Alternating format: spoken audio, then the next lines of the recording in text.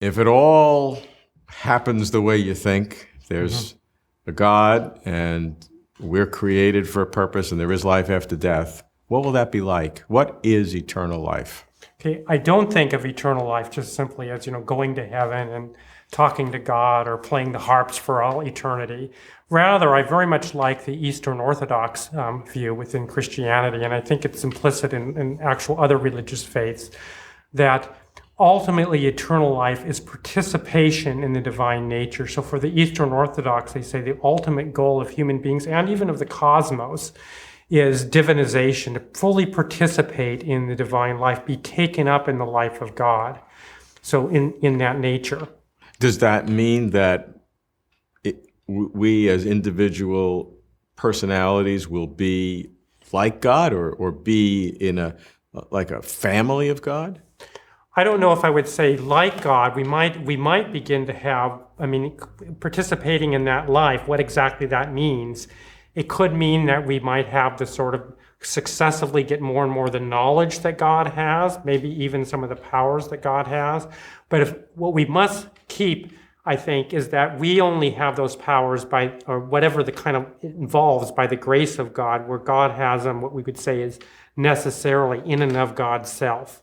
So I can't really say what exactly that's going to involve beyond that point.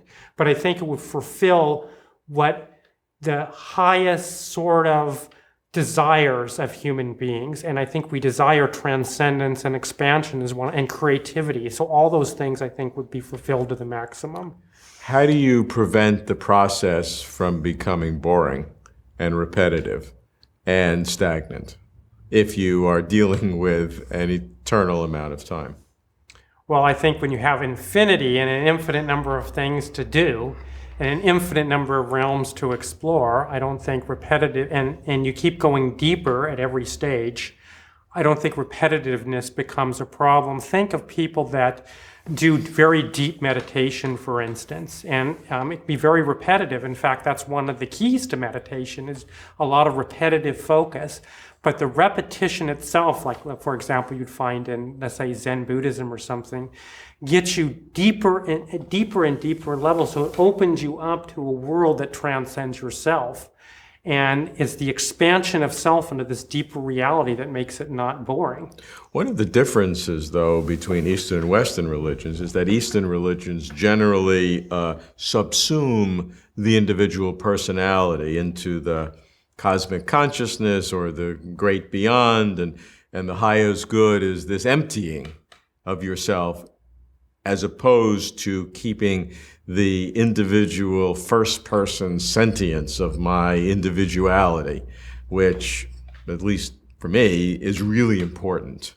Right, that's a mischaracterization of Eastern religions. There's several major schools of Eastern religions, in Hinduism, for instance, and then major school in Buddhism that claim that sort of thing. But there is a theistic version of Hinduism, which arguably most of the people who are Hindus actually follow the theistic version.